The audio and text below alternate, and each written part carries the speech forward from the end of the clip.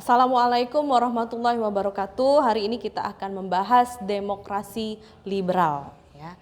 Nah, masa demokrasi liberal atau disebut juga dengan parlementer yang berlangsung dari tahun 1950 sampai dengan 1959. Ya, jadi ada yang disebut dia liberal, ada juga menyebutnya dengan parlementer. Sekarang kita bahas kenapa disebut parlementer. Jadi beda dengan tahun 1945 sampai dengan tahun 1950 yang kita sempat ganti dua sistem pemerintahan. Yang pertama presidensil, kemudian beralih ke ke demokrasi parlemen. Jadi dalam demokrasi parlementer ini dipisahkan wewenang antara presiden dengan perdana menteri. Jadi presiden pada masa parlementer dia bertindak sebagai kepala negara. Nah, untuk kepala negara ini walaupun cuma sebatas kepala negara tapi tetap presiden ini memiliki hak tertinggi dalam sebuah negara. Tetapi beda dalam hal wewenang saja. Untuk presiden ini lebih banyak melakukan perjanjian luar negeri. Jadi lebih banyak urusannya adalah urusan ke luar negeri. Tapi tetap menjalankan kewajiban-kewajiban yang ada di dalam negeri. Tapi lebih banyak urusannya keluar. Untuk Perdana Menteri, kepala pemerintahan. Jadi yang menjalankan pemerintahan di dalam suatu negara. Yang pada tahun 50-59 ini bertanggung jawab kepada parlemen. Jadi tidak bertanggung jawab kepada presiden. Nah, makanya dalam demokrasinya disebut juga dengan demokrasi parlementer. Oke, kita lanjut ke kehidupan politiknya. Yang sangat menjadi ciri khas dalam demokrasi liberal ini karena ada Perdana Menteri, maka banyak kabinet. Jadi kurang lebih ada sekitar 7 sampai 9 kabinet ya, yang selalu silih berganti. Jadi dalam waktu pemerintahan itu paling sebentar 6 bulan, paling lama 1 tahun. Apa yang menyebabkan itu terjadi ya? Salah satunya adalah mosi tidak percaya dari partai lawan. Jadi misalnya nih satu contoh, Kabinet Natsir waktu dia memimpin dia lebih fokus untuk memperbaiki kehidupan dalam negeri karena itu di masa-masa awal yang riskan terjadi pemberontakan di dalam negeri. Tapi dituntut juga untuk menyelesaikan masalah Irian Barat. Nah, jadi oleh partai lawan, Natsir ini dianggap tidak fokus untuk menyelesaikan masalah di Irian Barat sehingga timbul mosi. Nah, kalau sudah ada mosi tidak percaya dari partai lawan, partai yang mendukung Perdana Menteri tadi satu persatu akan menarik dukungannya sehingga tinggal si Natsir sendiri mau tidak mau akhirnya dia harus menyerahkan kepemimpinannya kemudian kepada Kabinet Sukiman. Nah, seperti itu juga yang terjadi pada Kabinet Sukiman.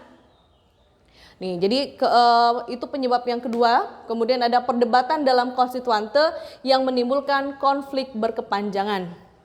Misalnya nih, Kabinet Sukiman tadi, ada Kabinet Sukiman. Sukiman ini dianggap melanggar politik luar negeri.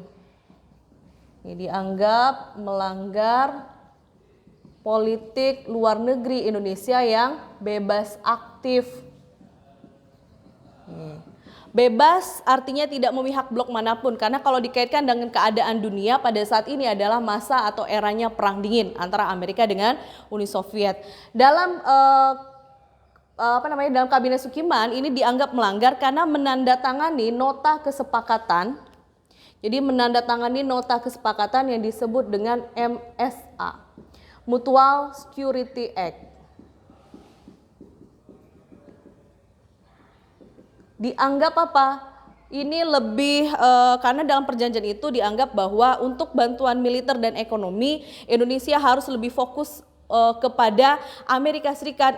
Artinya kalau fokus ke Amerika Serikat berarti lebih pro kepada blok barat yang dianggap mencederai politik luar negeri Indonesia yang bebas aktif. Itu untuk kehidupan politik ya. Nah, karena selalu terjadinya pergantian kabinet, kemudian selalu ada konflik berkepanjangan di dalam konstituante, maka pada akhirnya kemudian Presiden Soekarno mengambil keputusan nanti akan mengeluarkan Dekret 5 Juli 1959. Masa inilah kemudian nanti di tahun 59 akan beralih kepada masa demokrasi terpimpin. Nanti akan dibahas di pertemuan selanjutnya.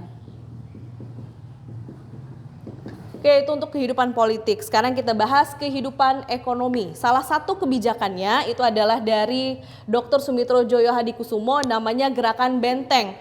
Mengubah dari ekonomi kolonial menjadi ekonomi nasional. Jadi kalau ekonomi kolonial itu lebih pro kepada pedagang-pedagang non bumi putra. Nah, dalam ekonomi nasional ini akan memfokuskan untuk membangun atau meningkatkan ekonomi masyarakat bumi putra. Ada 2 tahap. Tahap yang pertama, pengusaha bumi putra dapat bantuan kredit. Jadi dikasih pinjaman, uangnya, contoh aja nih perbandingan, misalnya dikasih hutang pinjaman 30 juta, waktu pelunasan misalnya 5 tahun. Ini tidak digunakan atau tidak dimanfaatkan oleh pedagang-pedagang bumi putra. Akhirnya gagal, kenapa? Mentalitas bumi putra yang konsumtif. Konsumtifnya kenapa? Pengen cepet kaya, terus pengen cepet menikmati keuntungan. Tuh, jadi kebanyakan bukan diputar untuk berdagang, untuk usaha, tapi lebih dibelikan kebutuhan-kebutuhan ekonomi untuk kehidupan sehari-hari. Jadi bukan untuk memperpanjang umur usaha. Maka gagal. Kemudian keluar lagi tahap kedua dengan cara memberikan lisensi kredit, yang kemudian nanti dikenal dengan Alibaba. Jadi yang mendapatkan lisensi kredit ini adalah pedagang bumi putra yang identik dengan Ali dan Baba, yaitu untuk pedagang non bumi putra. Tapi gagal juga, penyebabnya sama tadi, pengen cepet kaya dan menikmati keuntungan. Jadi lisensi kredit yang didapatkan oleh pengusaha bumi putra ini dijual ke non bumi putra. Jadi salah satu contoh saja, misalnya pedagang-pedagang Cina itu banyak dia mendapatkan lisensi kredit. Jadi ibaratnya saat bumi putra punya lisensi beras untuk jualan beras atau sembako, itu dijual ke pedagang Cina. Jadi pedagang Cina tuh lebih komplit tokonya.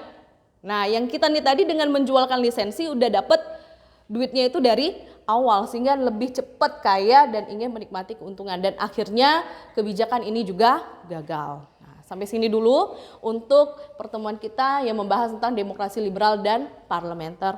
Wassalamualaikum warahmatullahi wabarakatuh.